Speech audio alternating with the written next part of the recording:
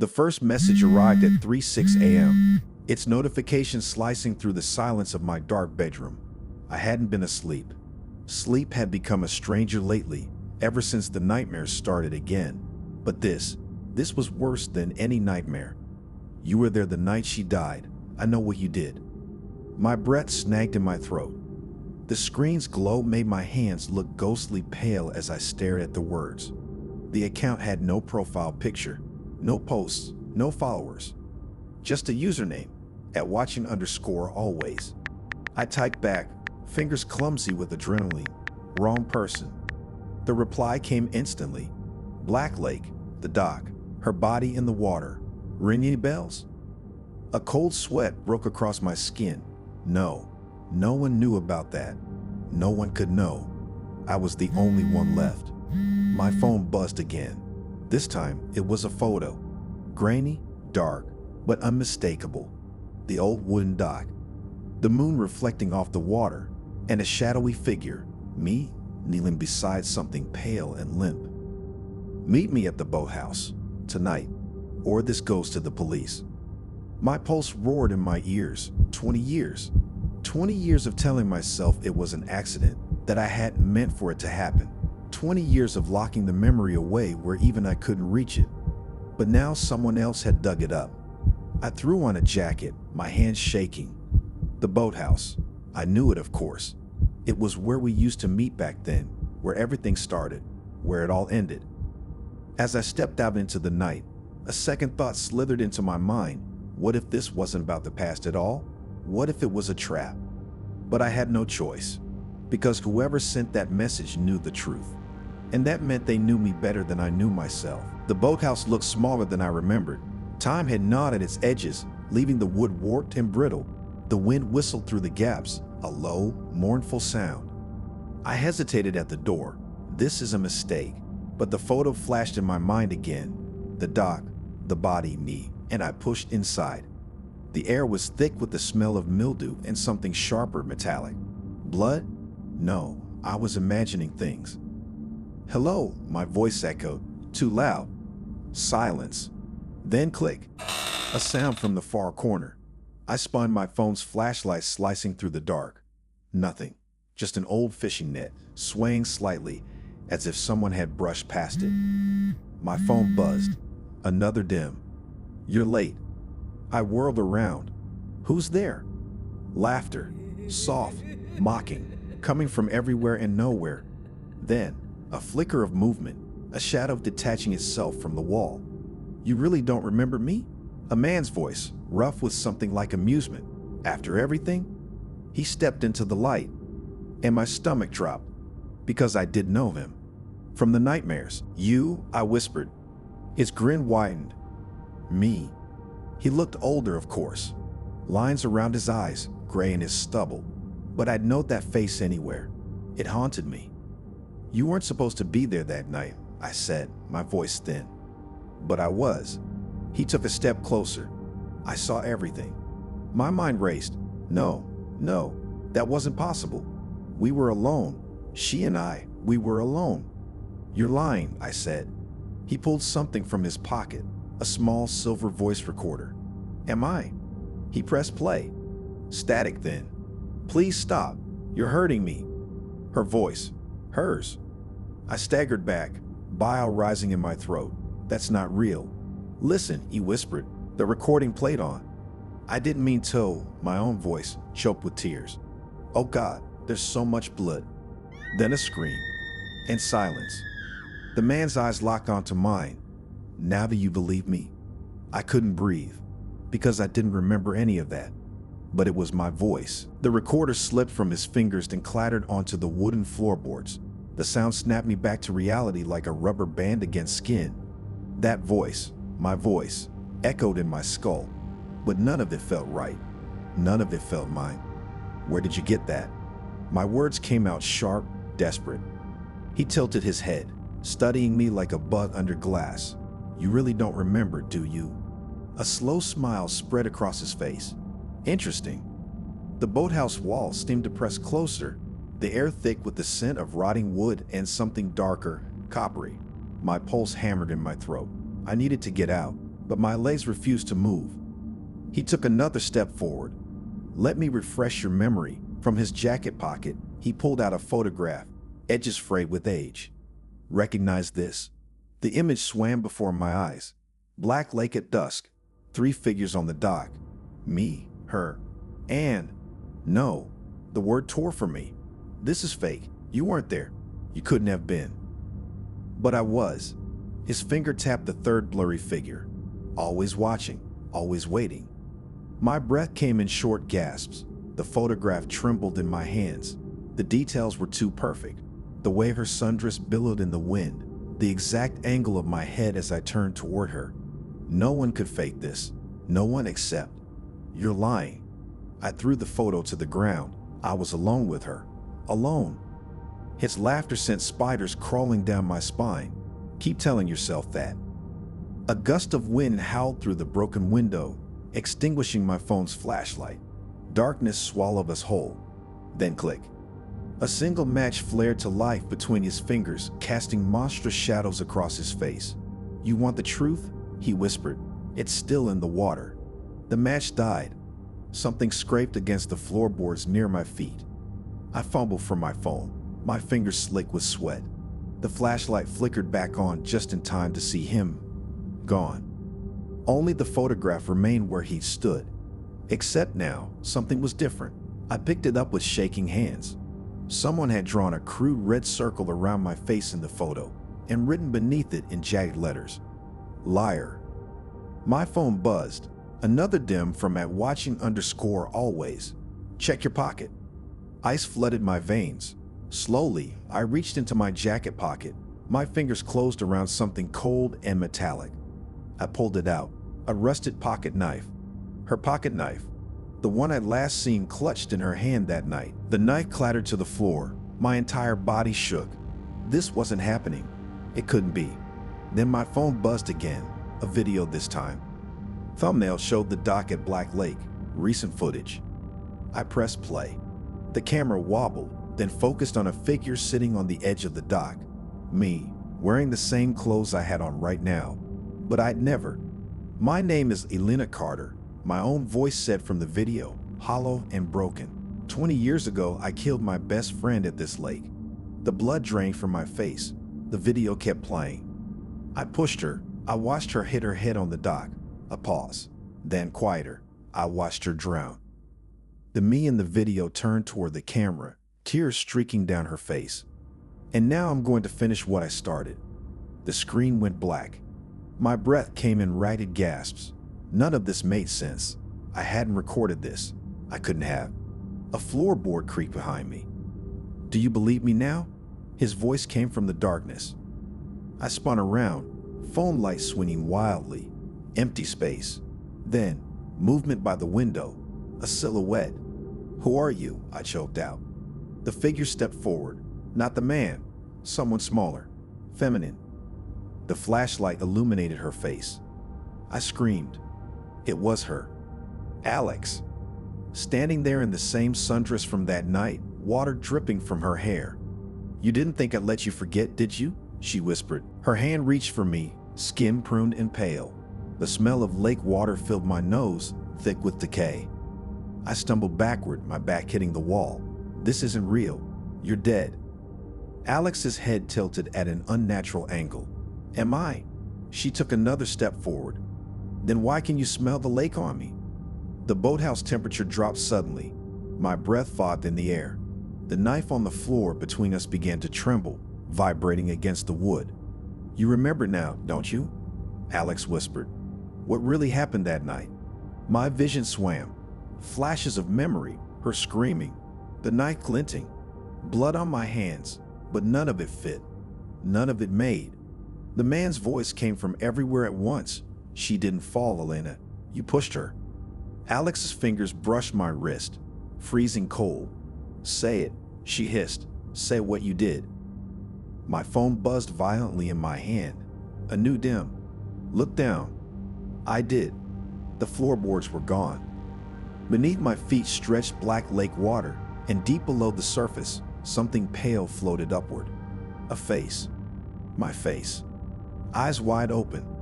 mouth screaming bubbles, reaching for me. My scream died in my throat as the water swallowed my ankles. Cold seeped through my shoes, sharp as teeth. The boathouse was gone, only darkness and the thing below me, rising closer with every second. I jerked backward, scrambling for solid ground. My hands found the edge of the broken floorboards, nails digging into splintered wood. The water receded, floorboards snapping back into place like nothing had happened. But Alex was still there. Water dripped from her hair, pooling at her feet. Her lips were blue. "You see it now, don't you?" she whispered. "What you did to me." The man's voice slithered from the shadows. "She remembers." My phone buzzed. Another dim, a video attachment. I didn't want to look. I had to look. The screen showed Black Lake at night, shaky footage of two figures arguing on the dock. Me, her, the audio crackled. "You were never supposed to tell." My voice, raw with rage. "I had to," Alex sobbed. "You're sick, Alina. You need help." Then a blur of movement, a scream, a splash. The video cut off. My hand shook so badly I nearly dropped the phone. This isn't real. This can't be real. Alex's fingers brushed my cheek, freezing. Then why does it hurt so much? Her touch sent a jolt of pain through my skull. Flash. Rain pounding on the dock. Alex's terrified face. The knife in my hand. Blood mixing with rainwater. Flash. I gasped, doubling over. The memories came faster now, unstoppable. Her begging. Me screaming. The way her body jerked when the knife. No, I clutched my head. I didn't. I wouldn't. The man stepped from the shadows, holding something small and metallic. A voice recorder. "You want to hear the rest?" He pressed play. My voice panting. The sound of something heavy being dragged. Then softly, "Goodbye, Alex." A choked sob escaped me. The recorder slipped from his fingers, hitting the floor with a clatter. The second it touched the wood, the boathouse door slammed shut behind us. Alex smiled. "Time to finish what you started." I lunged for the door. My shoulder hit rotten wood, pain exploding down my arm. It didn't budge. "You can't run from this," the man murmured. "Not again." Alex's footsteps sloshed behind me, slow, deliberate. I whirled, pressing my back against the door. "What do you want?" "Confession," she whispered. "Justice," her head tilted. "Or maybe just you." The floorboards groaned. Beneath them, water sloshed hungrily. My phone buzzed. Another dim, a photo of the police station downtown. Caption: "One call away from ending this." The man held out his hand. "Give me the phone, Alina. Let me make the call for you." My fingers tightened around it. Something was wrong. The way they watched me, not angry, hungry. "No," I breathed. Alex's face twisted. Wrong answer. The floorboards splintered. Water surged upward, knocking me off my feet. I scrambled backward as something brushed my leg beneath the surface. Fingers. I kicked wildly, crawling toward the window. The man laughed. Alex's hand closed around my ankle, yanking me back.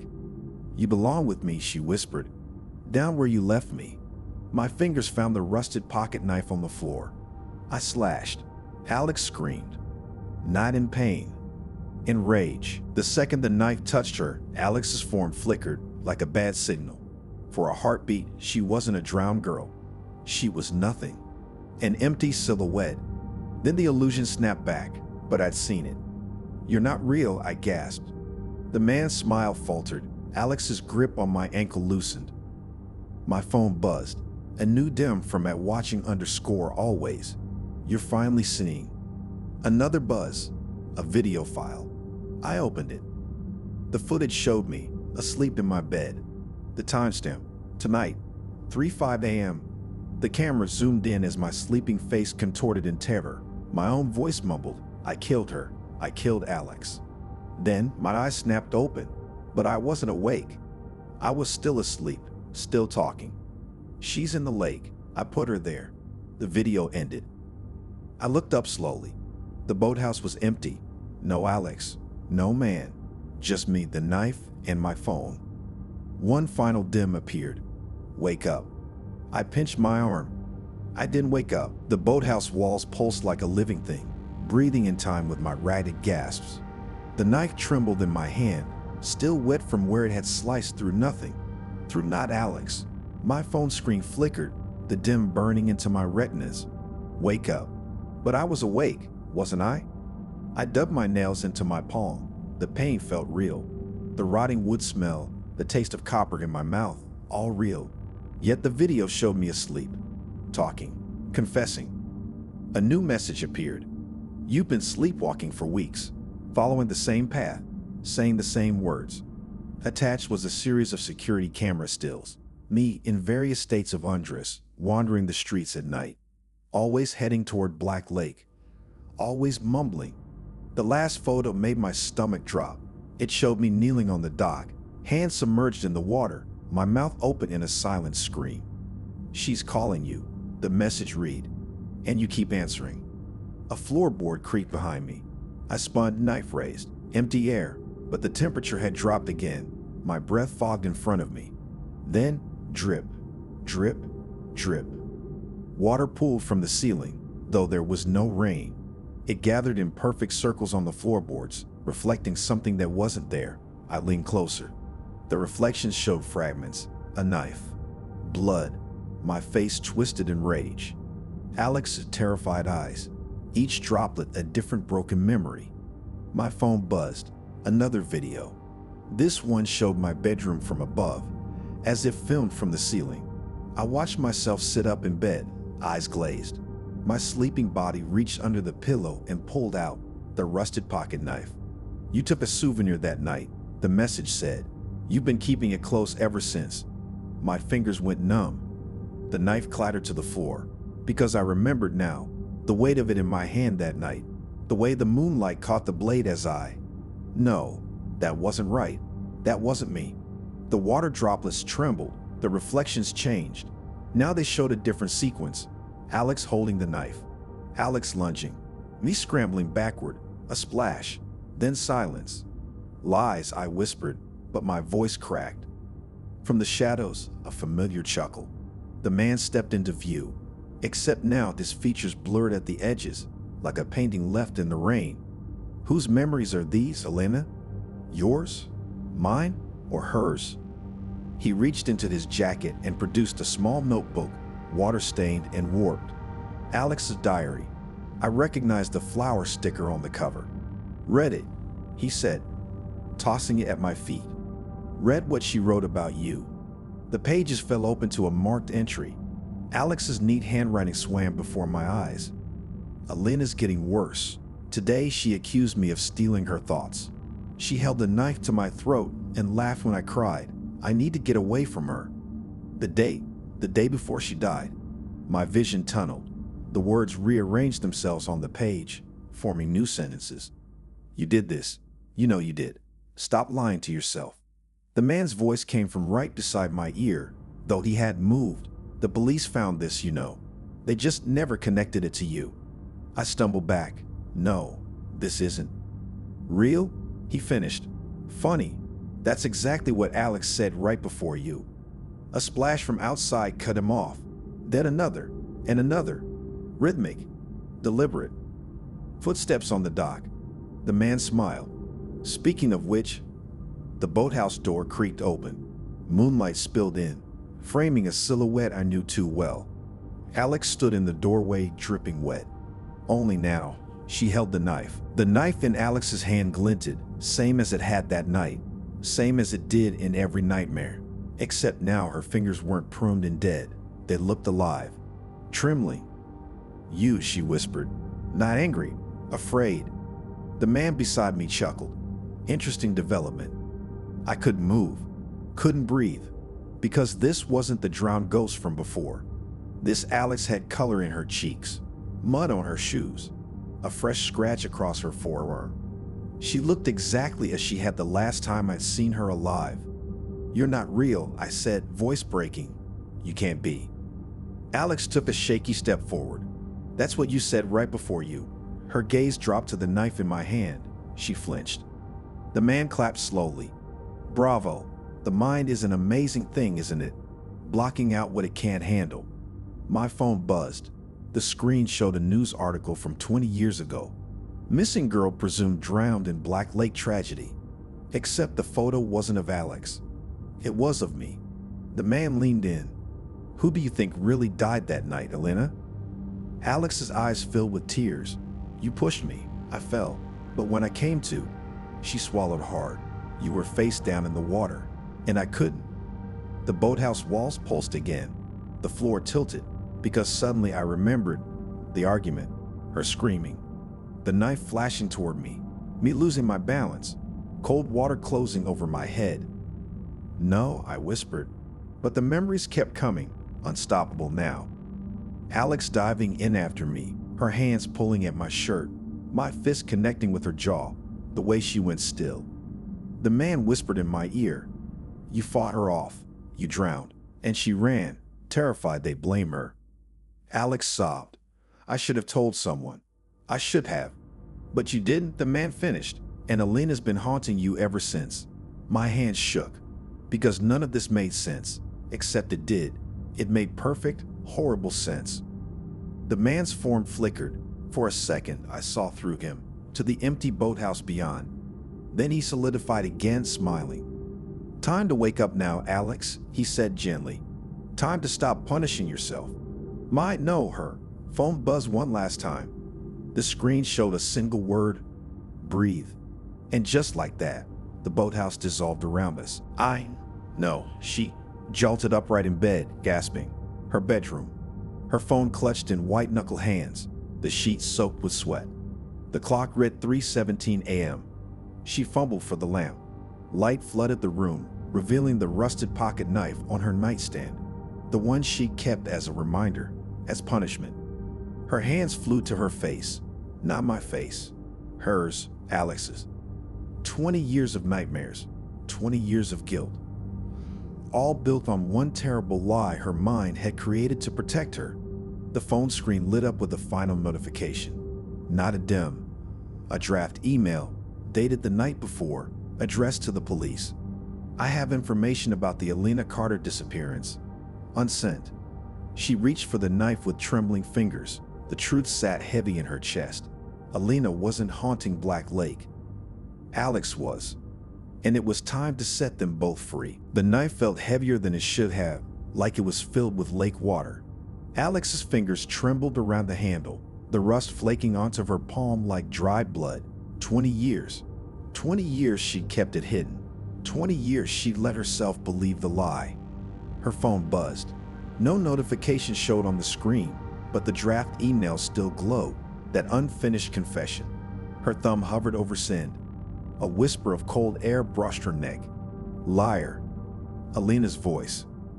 Alex spun, nearly dropping the phone. Her bedroom was empty, but the air smelled suddenly of damp earth and lake water. The mirror across the room reflected her pale face, and something else. A shadow moving behind her. A shape with her eyes, her mouth, but twisted in rage. Then it was gone. Her phone buzzed again. This time, a new message appeared. Not in her inbox, not in any app. Just words burned into the screen itself. You let me drown. The knife clattered onto the nightstand. Alex backed away until her shoulders hit the wall. This wasn't happening. It couldn't be. But the room temperature kept dropping. Her breath fogged in front of her, and the reflection in the mirror, it wasn't hers anymore. It was Elena's. Water dripped from her hair. Her lips were blue, and when she spoke, the voice came from everywhere at once. You ran. You let them think I killed myself. You let me rot. Alex squeezed her eyes shut. No, I tried to save you. Liar. The mirror shattered. Glass rained onto the dresser. When Alex dared to look, the shards showed fragmented memories. Elena's hands slipping from hers. Her own feet pounding up the dock. The police lights flashing as she hid in the trees. The knife on the nightstand vibrated, scraping against the wood like it was being dragged by invisible fingers. Alex's phone lit up again. The draft email now showed the sent, but she hadn't pressed anything. A new message burned across the screen. Too late. Downstairs, the doorbell rang. The doorbell rang again, sharp, insistent. Alex couldn't move. The air was too thick, too cold. The knife had stopped vibrating, but now the tip pointed toward the bedroom door, like an accusation. A voice called from downstairs, "Police, open up." Her legs finally obeyed. She stumbled into the hallway, the floorboards creaking underfoot. The house felt wrong, bigger. The walls stretched too far apart, the stairs tilted at an unnatural angle. The doorbell rang a third time. She peered through the peephole. 2 uniformed officers stood on her porch. Behind them, the street was empty. No squad cars, no lights. Her fingers hesitated on the lock. Something wasn't right. One officer tilted his head up, as if sensing her gaze. His face was familiar. Too familiar. The man from the boathouse. Alex recoiled. The floor beneath her feet rippled like water. The walls pulsed. The officer smiled. "You can't hide forever, Alex." His partner stepped forward. This time, there was no mistaking it. Alina's drowned face stared back through the peephole. "Let us in," she whispered.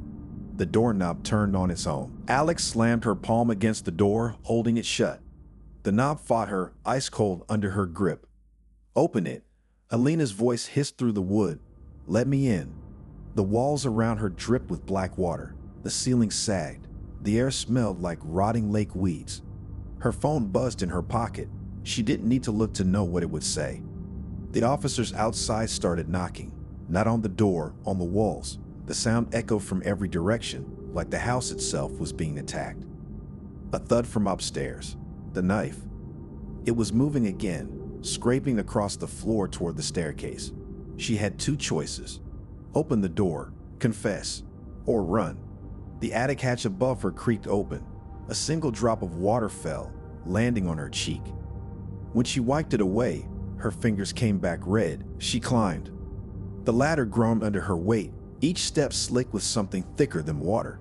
The attic smelled like wet earth and old memories. Moonlight filtered through a single dirty window, illuminating boxes labeled in her mother's handwriting. Alex's childhood, photos, keepsakes. A shadow moved in the corner. Alina sat cross-legged by the window, her back to Alex. Her hair dripped steadily onto the floorboards. "You kept my things," she said softly. "Why?" Alex's breath hitched. The knife felt like a brand in her hand. "I didn't." "Liar." Alina turned.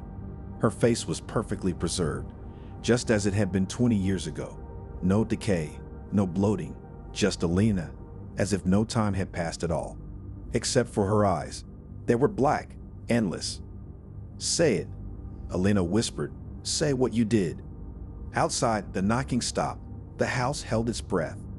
Alex opened her mouth, and the floor gave way.